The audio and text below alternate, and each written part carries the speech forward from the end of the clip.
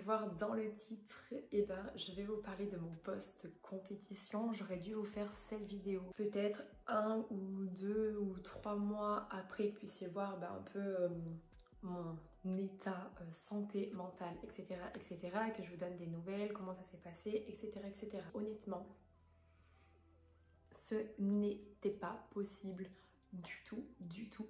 Pourquoi, quand, comment? Je vais vous expliquer tout ça dans cette vidéo, pourquoi je m'exprime que maintenant, soit presque 1 an après, quand même. C'est parti. Je vous fais cette vidéo, on est dimanche 4 février 2024. Je suis descendue de ma dernière scène en mai 2023. Donc pour vous refaire un petit peu le contexte, moi je vous ai mis les petites vidéos justement pour faire l'introduction. J'ai fait pour ma première compétition les championnats de France IFBB moins d'1m69 catégorie bikini. J'ai été sélectionnée en équipe de France que j'ai fait 4e et j'ai été sélectionnée en équipe de France. Je suis partie dans la foulée faire les championnats d'Europe à Santa Susana en Espagne. Donc pour ma part et pour mon profil, pas que j'ai un profil atypique, mais un petit peu, je n'ai pas fait juste 5 mois de sèche entre autres. Moi pour ma part j'ai fait 16 mois de perte de poids et de sèche. Je l'explique parce que j'ai commencé mon coaching avec mon coach qui est toujours mon coach actuel, Emilio Sanchez. J'ai commencé mon coaching avec lui en janvier 2022 exactement et je faisais 75 kilos, donc je vous mets juste ici à quoi je ressemblais. Je faisais 75 kilos de gras, de gras on va dire, pas trop musclé, enfin si. Je suis ancienne nageuse, je faisais quand même beaucoup de sport, mais j'ai jamais eu une vraie nutrition, j'ai jamais été fit, si on peut dire ça comme ça. J'ai jamais été très fit. Voilà, j'allais pourtant à la salle, je faisais pas mal de séances, tout ça, je nageais derrière, mais il y a le côté nutrition qui n'était pas là. Bref, c'est pas le sujet de la vidéo.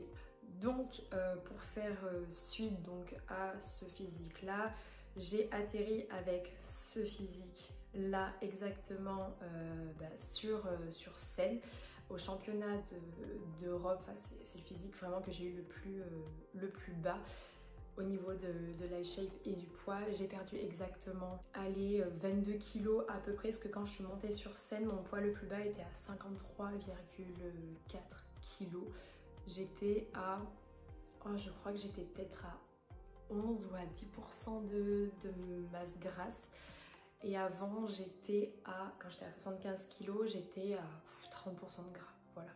Donc jusqu'à arriver au championnat de France, franchement, tout s'est super bien passé. Emilio était vraiment très présent. Franchement, je n'ai rien à lui reprocher là-dessus. Niveau nutrition, il a toujours été là pour moi. J'avais des... comment dire, quand j'en avais marre de certaines choses au niveau de la bouffe, parce que c'était assez répétitif, en fait, il me donnait des idées de recettes et tout, parce que je n'étais pas encore dans ce mood-là à réfléchir réellement sur comment... switcher sur des choses, être vraiment pour vraiment être épanouie en fait. C'était surtout ça, je voulais surtout être épanouie dans ce que je mangeais, mais vraiment jusqu'au bout. Arrivée au championnat de France, j'étais vraiment très fatiguée, j'avais pas plus faim que ça. La recherche s'est très bien passée. Voilà, rien de plus à dire là-dessus. Arrivé au championnat d'Europe, donc honnêtement, j'avais pas d'attente particulière sur le fait d'être classée ou quoi que ce soit, parce que c'était clairement une première pour moi, donc je n'étais pas... J'avais pas d'attente particulière. J'ai fait ma scène, j'étais bien, ça s'est super bien passé. Forcément, oui, j'étais hyper maigre comparée aux autres filles qu'il y avait sur scène. Forcément, c'était la première. J'avais jamais fait de prise de masse. Voilà, très maigre, très fatiguée. Enfin voilà, je ressemblais, je dis pas à grand chose, mais bon, j'avais pas pour moi un vrai physique que j'aurais pu avoir pour des championnats les championnats d'Europe. Donc les championnats d'Europe se font. Je fais ma scène, tout se passe très bien, franchement full émotion, je me dis waouh tu l'as fait, c'est impressionnant, incroyable. Donc voilà, je sors de scène et en fait j'ai mangé, donc c'est là où tout commence par rapport au post compétition. Je sors de scène et pour cette sortie de scène j'ai voulu faire comme toutes les athlètes à vouloir manger des donuts, des cookies, des trucs fat pour la sortie de scène. Et en gros, fin de prépa, et comme pour beaucoup de personnes je pense, mon fil, vous voyez la loupe Instagram, mon fil Instagram en fait c'était de la bouffe, des cookies, des gâteaux, des machins comme ça, parce qu'en fait j'étais dans une obsession de la bouffe, mais c'était horrible. Mais je n'ai jamais eu de craquage, ça je tiens à le préciser. Les seuls craquages que j'ai eu, c'était par exemple manger un peu plus de légumes, peut-être un peu plus de viande, mais là-dessus j'ai toujours été clean. Je n'ai jamais eu de vrai craquage. Donc voilà. Donc sortie de scène, je prends ma boîte de cookies que j'avais pris avant de partir à Santa Susana. J'avais pris des cookies, franchement je vous les recommande, ils sont incroyables, c'est ceux de chez Flour, la cookiserie à Montpellier. Ils sont vraiment trop bons, je vous les recommande. Donc j'avais pris, moi obsession bouffe sur le coup, j'avais pris une énorme boîte, mais quand je vous dis une énorme boîte, je pense que j'avais pris au moins une quinzaine de cookies. Et il m'avait fait un petit paquet avec 5 cookies dedans. Donc c'est ce petit paquet là que j'avais pris pour ma sortie de scène. On attend que les prochaines passes, etc. etc. Donc je m'installe. J'avais fait ma petite photo que voici en mangeant mes cookies. Franchement je vous jure, j'ai eu la larme à l'œil quand j'ai mangé mes cookies, parce que ça faisait tellement un moment que je savais pas manger de sucre, de choses fat, faut dire ce qui est fat, grasse et avec du beurre, des choses comme ça, j'en mange pas à la base. Donc voilà, c'était vraiment pour me faire plaisir. J'en ai mangé un, j'en mange un deuxième, mais en fait je ne prends pas le temps de mâcher, je gobe le truc, genre vraiment comme les dauphins ou comme les... ouais, comme les dauphins ou les baleines quand on ouvre la bouche, quand ils ouvrent leur bouche et qu'on leur met les poissons dedans, et ben c'est exactement pareil, ça glisse. Et en fait je prends même pas le temps de mâcher en fait, j'étais limite à m'étouffer tellement c'était... Je pétais un plomb en fait, mon cerveau était en train de vriller. Du coup j'en mange 1, 2, 3, 4 et 5. Je termine du coup la boîte et en fait je commence à me dire ok, ça va bien se passer, stop, on arrête là pour aujourd'hui. Je commence à avoir un peu mal au ventre mais sans plus. On plie bagage parce que du coup j'avais attendu une copine athlète, Mathilde, donc avec son coach Damien. Damien Alpha aussi sur les réseaux, vous connaissez peut-être, m'ont ramené à l'hôtel et arrivé à l'hôtel, c'était un hôtel, il y avait buffet à volonté. Donc le coach m'avait dit Alizée, genre relâche la pression, tu peux manger repas libre. Sauf que moi dans ma tête il y avait marqué repas libre. J'ai pris vraiment tout ce qui passait par la tête en fait, tout ce que je voyais, je le prenais dans mon assiette, ça faisait un tas. Je commençais à me gaver de ça. Et dans ma tête il y avait encore manger. Je voulais aller faire un McDo, j'étais vraiment obsédée par la bouffe. C'était même pas question de j'ai faim. Il fallait que je me remplisse, mon cerveau était en train de briller, clairement. On se fait presque virer parce que c'était déjà tard, c'était déjà 21h30, donc je remonte dans ma chambre. La boîte de cookies était encore là, j'avais aussi envie d'en manger encore. Je mange un autre cookie et là je me suis dit non stop, stop, ça ne va pas du tout. Et en fait mon ventre cette partie-là était vraiment gonflée. On aurait vraiment dit bibeldum quoi. Franchement, j'étais fat. Du coup, re-avoir du sel, re-avoir de l'eau. En fait, j'ai fait beaucoup de flotte. Et au passage, je me suis fait vomir, pas dans le sens où en mode trouble du comportement, des choses comme ça. Faut pas non plus... Enfin voilà, on commençait à me dire ouais, tu vas faire des troubles du comportement, des choses comme ça. J'avais pas envie de rentrer dans ce délire là de je vais faire des troubles du comportement. Non, je me suis fait vomir parce que j'étais dans un inconfort. Je savais que j'en avais trop fait, mais je me suis fait vomir pour pouvoir être bien, pouvoir bien dormir. Je me suis douchée, j'ai enlevé tout mon tan, etc. J'ai un peu pleuré parce que j'étais en mode émotion de tout ce qui venait de se passer. J'étais seule aussi à ce moment-là parce que mon coach n'était pas là. Il n'a pas pu venir me voir à la compète.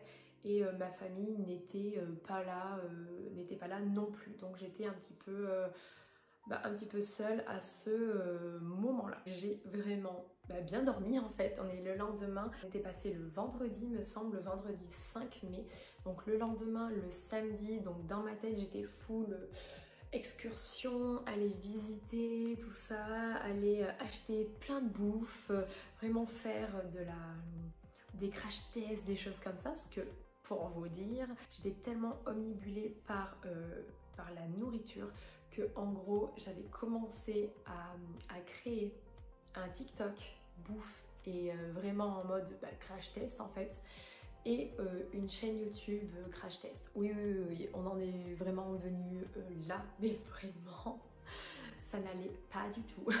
Le samedi matin, je suis toujours dans mes très bonnes idées. Je me suis dit, mais Alizée, tu vas aller quand même faire un petit déjeuner quand même. Tu n'as pas vu encore le petit déjeuner de l'hôtel. Donc je me lève. Franchement, j'avais grave bien dormi. C'était trop bien. Enfin, je m'étais vraiment reposée. J'avais l'impression d'être en vacances. Il y avait du soleil. C'était trop bien. Mon physique était plutôt correct. J'avais du coup redégonflé, on va dire. Je me faisais des assiettes, mon gars, de petit déj. Mais je vous jure, quand t'es en vacances, vous le connaissez, ce truc de faire des œufs, du bacon, des petites saucisses, des machins comme ça. Vous le connaissez celui-ci. Et ben voilà. Et ben voilà, on était parti sur ça. J'étais déjà bloquée au niveau du ventre. Et je me suis dit, bon, c'est bon, le temps que tu marches, que tu ailles jusqu'à Barcelone, ça devrait bien se passer. Donc de l'hôtel jusqu'au petit train, donc j'ai pris le petit train, leur RER qui fait un peu toute la côte pour aller du coup jusqu'à Barcelone. Je vous jure, le temps que j'arrive jusqu'au petit train, mais c'était un petit peu dramatique parce que je me suis jamais vue comme ça pour marcher. Je me suis jamais vue autant galérer à me traîner. Alors j'étais j'étais maigre en fait, j'avais pas non plus plus de force que ça. J'avais mangé, enfin c'était hyper bizarre. Dans ma tête je me disais non mais il va falloir que tu te fasses vomir et tout, et en fait dans ma tête c'était il va falloir que tu te fasses vomir. Donc bref, voilà. Franchement déjà ça allait quand même parce qu'il y avait le soleil, il y avait le ciel bleu, c'était une très bonne journée. Je prends le train, je me pose, je m'assois et je digère mon petit déj de juste il y a quelques minutes. Je prends le temps, j'essaye de dormir un petit peu histoire de faire digérer, d'assimiler un petit peu tout ça. J'arrive à Barcelone, j'arrive à me repérer, à me guider, il n'y a pas de souci. Je mets mon petit Google Maps des endroits où je voulais aller. En premier lieu, je décide, vu que j'étais full manger, je vais pouvoir prendre des jus de fruits, des choses comme ça, très healthy. Et je prends du coup pour commencer un petit jus de fruits, je crois exotique, ananas et compagnie. Sauf que ça fait des mois et des mois que je n'ai pas bu de jus de fruits. Donc je n'ai pas bu ou mangé de fruits qui sont pas acides mais un petit peu. Donc pour mon foie il a dû se dire mais what the fuck, c'est quoi ce truc acide qui débarque dans toi là, c'est quoi ce délire? Donc je bois ça, donc je commence, ça va quoi. Ensuite je prends des petits pots avec des petits fruits, je me dis ah trop bien, des petits fruits, ah ça va être trop bon, ça va me rafraîchir. Sauf que en fait ça commençait à s'entasser dans mon ventre. Pour pouvoir du coup digérer, c'était très compliqué vu que mon ventre, je pense qu'il s'est un peu rapetissi au fur et à mesure.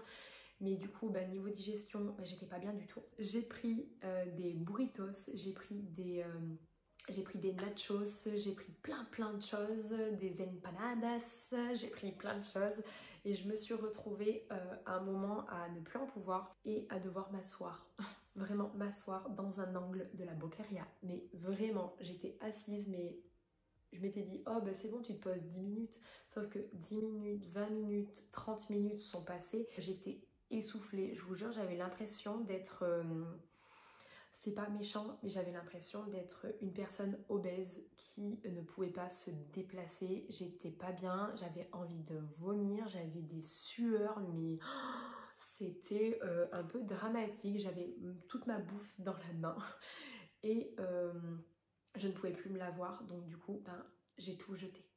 J'ai tout jeté, j'étais dégoûtée, j'étais là à me dire ok, t'as dépensé ton fric dans de la bouffe, tu viens tout jeter parce que tu pouvais pas te le voir, enfin je me serais mal vue ramener tout ça jusqu'à l'hôtel et je pense que j'aurais vomi, enfin voilà, je n'aurais même pas pu le voir visuellement, c'était pas possible du tout. Donc au bout de 30 minutes, j'essaye de me relever, franchement une personne âgée, franchement une personne âgée ou obèse, je sais pas comment dire mais...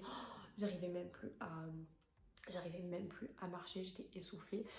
Juste à côté de la Boqueria, il y avait un Dunkin Donuts et un de mes collègues athlètes m'avait demandé de lui ramener des donuts pour son poste compétition parce qu'il montait sur scène ce jour-là le samedi, donc j'ai pris des donuts, j'en ai pris beaucoup. Je crois que j'en avais pris 8 dont 1 ou 2 pour moi. Je m'étais dit oh vas-y pour après ça sera bien, tu pourras les tester, tu pourras les goûter. Je repars, je marche et tout avec ma boîte de donuts. Et au bout de même pas 500 mètres, j'ai dû m'asseoir. Je vous jure, j'ai fait comme les personnes âgées. Vous savez, dans la rue, il y a des sièges, et enfin des sièges, et oui, il y a des chaises en bois dans la rue. Et ben, je suis assise. Parce qu'il fallait que je m'assoie pour digérer. Super. Au bout de 30 minutes à nouveau, je me dis meuf, faut vraiment que tu rentres. Faut vraiment que tu rentres parce que là t'es pas bien du tout, donc je laisse tomber tous mes plans de faire des vidéos, de crash test, de tout ce que vous voulez, je laisse tomber parce que c'était pas possible du tout. Donc je marche de nouveau jusqu'à la bouche de métro, là où il y a le petit train, sauf qu'au passage je vois marqué Five Guys. Je n'ai pas pu tester Five Guys quand on est allé à Paris. Je me retrouve dans un fast-food. Oui, j'ai commandé, j'ai attendu, j'étais en mode oui, non, non, oui, tu prends pas. Je prends mon truc, j'avais pris un hot dog avec des frites cajun ou je sais plus trop quoi avec un coca. J'ai commencé à manger et ça passait pas. J'avais envie de vomir, j'étais limite à tomber par terre, mais vraiment, je vous jure, j'étais limite à tomber par terre. Et à côté de moi, il y avait des Français et je me suis tournée vers eux, je leur ai dit « Hey, c'est cadeau, aujourd'hui je vous offre de la bouffe gratuite !» C'est pas tous les jours que je fais ça, vraiment. Et du coup, je leur ai expliqué la situation, je leur ai dit que je sortais de compétition, que c'était très compliqué pour moi là, pour la bouffe, que là je pouvais pas et que du coup, je leur offrais clairement du coup mon repas. Et ils étaient hyper contents, on a pu discuter, on a un peu échangé, ils étaient super gentils, ils ont très bien compris, ils ont accepté sans souci. Repars de nouveau avec le ventre un peu plus plein, mais toujours pas forcément bien. Je fais 2-3 magasins sur le passage, des trucs de fringues et tout, mais genre je suis vraiment restée 2 minutes parce que je ne pouvais quasiment pas marcher. Je me retrouve de nouveau dans le petit train, j'aspirais quand même assez, pas fort, mais essoufflée. Donc j'arrive de nouveau à l'hôtel Santa Susana. Je passe d'abord à l'hôtel pour pouvoir me reposer, dormir de nouveau. Je crois que j'ai dormi au moins 1 heure. Je m'étais donné ouais 1 heure et demie. Ensuite je suis retournée à la compétition parce qu'on avait les passes, on pouvait retourner à la compétition. Je suis retournée à la compétition. Mon collègue est passé sur scène, je l'ai regardé passer sur scène et je lui ai donné ses cookies. Je lui ai donné ses donuts après. Sauf que, non mais c'est là, hein, tout est là, le problème c'est que le corps et la tête ne suivaient plus du tout. Et il y a des stands. Dans la compétition, dans le centre événementiel, il y avait des stands de bouffe. Dont des sortes de mini banana bread ou des trucs un peu protéinés, tout ça, j'ai craqué. Ça s'appelle, c'est drôle d'ailleurs, ça s'appelle des Emilio's Cheat Meal, je crois. C'est une sorte de banana bread avec un sorte de glaçage, mais vraiment hyper léger. Et c'est grave bon. Ça, c'est le genre de truc que post-compétition, je préfère prendre après. Enfin, plus tard, je préférerais prendre ce genre de choses. Que c'est léger et ça me fera pas de mal, quoi. Donc j'ai pris ça, j'en ai mangé un. Après, on a mangé les donuts. On a mangé les donuts, pourtant j'étais comme ça. S'en est suivi le lendemain, pareil, je faisais que de me faire des grosses assiettes, des trucs comme ça. Le dimanche, c'est quand est passé les wellness. Je commençais en fait à en plus en pouvoir. J'ai appelé mon coach, je lui ai dit écoute, il me faut une nouvelle diète là, je vais pas attendre, je peux pas attendre lundi ou mardi, parce que en gros il voulait à tout prix que je prenne vraiment une semaine de pause niveau muscu et une semaine aussi de pause niveau diète. En gros que il allait m'envoyer une diète, mais que je pouvais être un peu plus flexible dessus vu que j'avais subi énormément de choses par rapport à ces 16 mois de perte de poids. Je lui ai dit envoie-moi une diète, donne-moi des séances de nouveau parce que là mon corps il est en train de péter un plomb, je sens que je deviens Bibendum quoi, Bibendum, enfin le mec de Michelin quoi, le truc de Michelin. Donc le dimanche se termine, on va au resto avec toute la petite team qu'on s'était faite, c'était grave cool. Le lendemain, je repars pour me remonter à Montpellier, parce que j'avais fait une escale à Montpellier avant d'aller à Santa Susana. Je passe par Montpellier, je passe la journée à Montpellier avec mon pote Hugo. Sauf que dans ma tête, j'étais en mode vas-y, je suis de retour, on peut de nouveau faire des restos à volonté, ça va bien se passer. Sauf que mon pote aime beaucoup marcher, aime beaucoup se promener et en fait j'avais qu'une envie, c'était de dormir, c'était de me poser. Et voilà, donc moi j'ai fait l'effort, je suis allée me promener, je suis restée active quand même pour pas dire que je ne fais rien.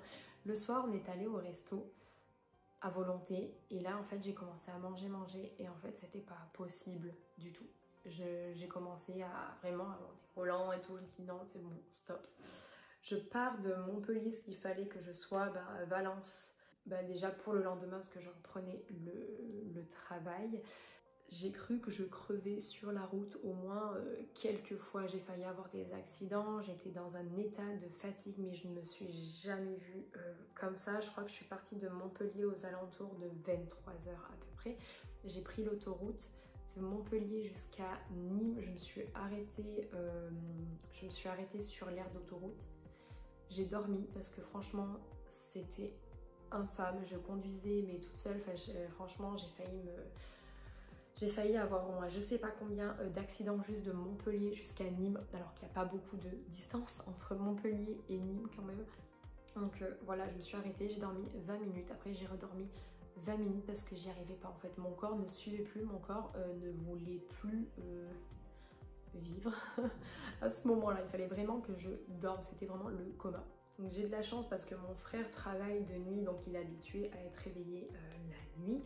Je repars franchement des yeux grands comme ça, genre concentrée à fond, je commençais à avoir mal au crâne, j'étais pas bien du tout. Je trace tout droit direction Valence, je suis arrivée je crois aux alentours de 2 h du matin à Valence. Je crois que j'avais fait encore une autre pause entre temps, je crois, mais presque arrivée à Valence, je rapporte les Valences, je crois que j'ai fait vraiment une arrivée vraiment à 1 km. À 1 km de l'arrivée, j'ai dû faire une autre pause, vraiment m'arrêter genre 10-20 minutes pour dormir. Je suis arrivée et j'ai eu de la chance parce que mon frère m'a apporté mes valises, mes sacs et tout parce que je ne pouvais pas. J'ai tout laissé dans l'appart et je suis allée me coucher, j'étais morte de chez morte. Donc là je vous ai raconté exactement mon moment de sortie de CNC, l'après qui se complique un petit peu. J'envoie des vidéos à mon coach parce que j'avais repris beaucoup de poids en mon sens. Le physique était vraiment très flotteux. Pour moi, je ne ressemblais pas à grand chose. 2-3 jours après, je dégonfle et là je retrouve un physique de compétition. Donc tout va bien de ce côté-là. J'avais repris ma diète, j'avais repris les séances. Franchement, ça allait plutôt bien. Je m'étais dit, Alizé, focus. on se remet dans le droit chemin, parce que dans ma tête c'était tu vas niquer tous tes efforts, tout ce que tu as préparé, tu vas tout... Enfin voilà, dans ma tête c'était il fallait pas perdre tout ça. Milieu du mois de mai, donc là c'était 10 jours après. Je recommence du coup à aller à la salle, à me sociabiliser, à voir du monde. Donc j'ai fait des rencontres à ce moment-là. J'ai fait une belle rencontre donc, et une mauvaise rencontre aussi à ce moment-là qui m'a clairement tirée vers, vers le bas. Clairement, j'étais dans un mood où il fallait pas me... fallait pas être mauvais avec moi, il fallait pas... Enfin, c'était très bizarre là. Ce mois de mai et ce mois de juin était très particulier. J'ai rencontré des personnes qui m'ont... ouais, qui m'ont fait beaucoup de mal, mais surtout parce que j'étais en full émotion et en full post-compétition. En fait, ça a été très particulier. J'ai rencontré des personnes qui étaient très mauvaises avec moi, je citerai pas les noms, mais qui étaient très mauvaises avec moi et qui ne se rendaient pas compte que ce que je mangeais, ben je faisais pas exprès. Je commençais à faire des crises d'hyperphagie, clairement des crises d'hyperphagie. Je mangeais mais littéralement tout mon frigo. Par derrière je me faisais engueuler parce que ce n'était pas dans la diète, je l'ai gardé en tête, ça c'est dans la tête. Et ben je regrettais, je me suis retrouvée vraiment comme ça, la tête dans un paquet de chips, réellement. C'était très compliqué, ça m'est arrivé genre 2-3 fois, mais quand je vous dis, quand je mangeais littéralement mon frigo, c'était, je mangeais vraiment des choses crues, vous voyez les gnocchis, les saucisses de Strasbourg, ben voilà, je me les mangeais crues. C'était un régal, franchement, les raviolis qui sont fourrés, là, les panzani ou je sais plus trop quoi, pareil, cru. Je mangeais ça comme ça parce que j'étais obsession bouffe. Voilà, je m'étais fait une liste dans ma tête de tout ce que je devais manger, je sais pas pourquoi, genre des pizzas, des sushis, des machins comme ça. Et en fait, je mangeais, et en fait, mentalement, bah ça allait pas du tout, mais ça allait pas du tout. Même si j'avais fait des très belles rencontres et ces mauvaises rencontres ont eu vraiment de mauvais effets sur moi parce que je me suis retrouvée, je dis pas un peu en dépression, mais un petit peu. Donc là on se retrouve du coup en juillet, juillet, août par là. Donc j'avais déjà repris quasiment 10 kilos il me semble, j'avais repris 10 kilos, j'étais très flotteuse, enfin, dans ma tête, c'était mes meufs, t'as tout gâché, tu vas jamais retrouver un physique comme ce que tu as pu faire avant, tout le monde va se foutre de ta gueule. En fait, là, le jugement des gens était permanent. En fait, j'avais l'impression qu'on allait me juger, qu'on n'allait pas me dire que on était fiers de moi, etc. Alors que non, il fallait que je sois moi-même fière de moi. Ça, c'est un autre mood. Hein.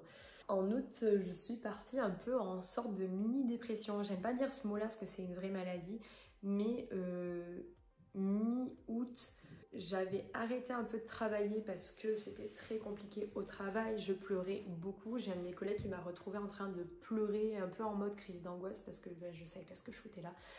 Je trouvais que ma vie c'était de la merde, le travail c'était de la merde, ma vie sociale c'était de la merde, tout était de la merde, mais vraiment. J'avais auparavant, comme vous avez pu voir, je faisais beaucoup de crises, ouais, un peu d'hystérie, un peu de crise d'angoisse. J'ai failli passer par-dessus la fenêtre. Franchement, le nombre de fois où je me disais, mais meuf, tu sers à rien, t'es pas bien. En plus, c'était l'été, il faisait super chaud, c'était hyper angoissant comme mood. J'étais vraiment, mais pas bien du tout. Mes parents m'ont embarqué avec eux. Je suis partie en Corse à ce moment-là. Donc, on est parti en Corse du Nord. J'ai fait petit vlog et tout, j'ai voulu tout reprendre, genre tout bien.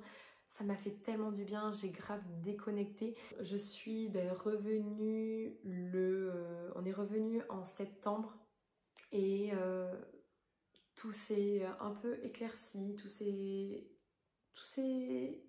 comment dire, bien passé. Tout s'est bien passé, ça m'a fait du bien, j'ai grave déconnecté des réseaux sociaux, j'ai déconnecté de là où j'habite, j'ai déconnecté de tout, de la salle, j'ai vu d'autres personnes. J'étais ailleurs et j'étais grave bien. Franchement, après septembre, j'ai commencé à retrouver un physique très correct, vraiment très correct. Je commençais à être bien et à me dire, ok Alizée, prise de masse, va être bien, tu commences bien à te développer, ça se passe bien et tout. Forcément, retour de vacances, j'avais pris du poids, mais j'étais contente de m'être fait plaisir. En octobre, j'ai recommencé un peu à sortir, donc avec ma copine Alexia, avec un peu d'autres personnes. J'ai fait une très belle rencontre à ce moment-là qui m'a fait un peu ouvrir les yeux sur... pas sur le monde, mais sur plein de choses, et ça m'a fait énormément de bien, et j'en remercie cette personne-là, parce que j'ai fait des choses que je n'aurais peut-être pas fait dans mon quotidien. Et je pense que je vais m'arrêter là pour ce post-compétition, parce que c'est vraiment à partir de octobre, vraiment, allez, septembre, octobre, que honnêtement je me sens de nouveau bien dans mon corps.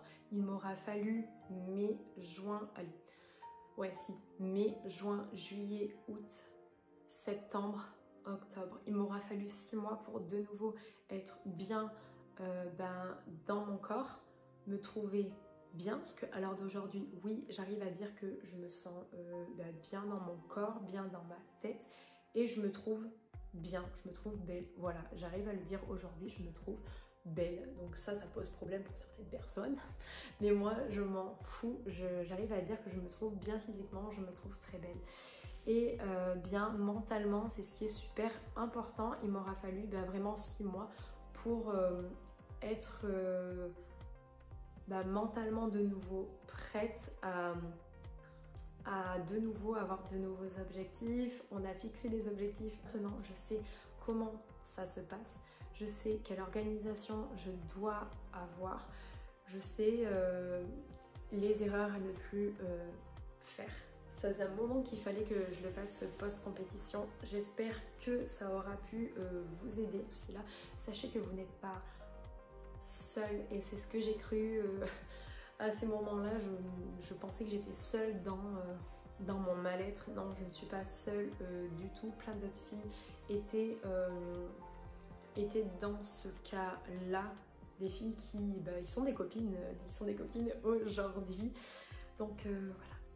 J'espère que cette vidéo vous aura plu. N'hésitez pas à vous abonner à cette chaîne si ce contenu vous plaît, si vous aimez me voir partager du coup un petit peu mon quotidien en tant que bodybuildeuse ou meuf de la salle, je sais jamais comment le dire. N'hésitez pas également à vous abonner à mon Instagram, je vous le mets juste ici ou en barre de description. Je vous fais à tous de très gros bisous et je vous dis à bientôt pour la prochaine vidéo. Ciao!